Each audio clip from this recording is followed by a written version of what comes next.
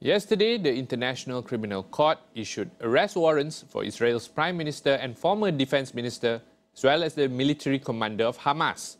Aisya Abdul Rahman from University Malaya discusses the significance of this move.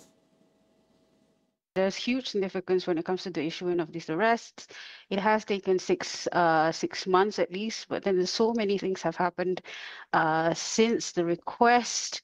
Of course, we know, first of all, it took a turn where unprecedentedly the court even entertained amicus briefs to be filed by different states at the request of the UK and even Israel for the first time.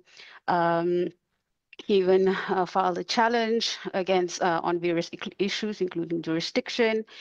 And then, of course, I mean, independently but somehow linked is also the developments at the ICJ. With the ICJ, for example, the ICJ advisory opinion, we can see that in the court's decision in issuing these arrest warrants as well. The court, among others, recognized the fact that there are two armed conflicts here, international armed conflict between Israel and Palestine, as well as a non-international armed conflict between Israel and Hamas.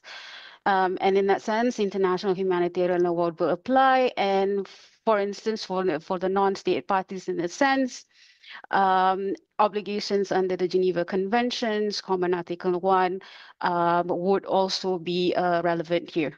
So in that sense, there are legal obligations arising not just for the 134 state parties of the ICC, but also the non-state parties.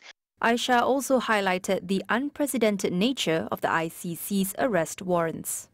This is the first time leaders of a democratic state and a Western allied state are being issued warrants of arrest for the first time ever in the history of the 22-year history, at least, of the ICC.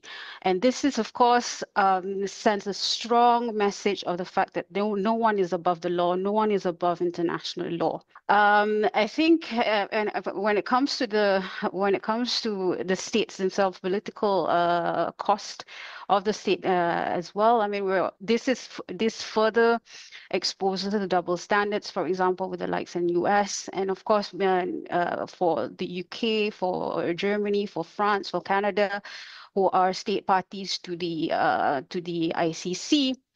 Again, there's even more political pressure for them to carry out these arrests. On the flip side of all of that, I think I would also say here that I think it's also a recognition, increasingly recognition for Palestine statehood and what is happening to the rights of Palestinians. And also, not to mention the legitimacy, all these allegations previously when it comes to the double standards of the ICC.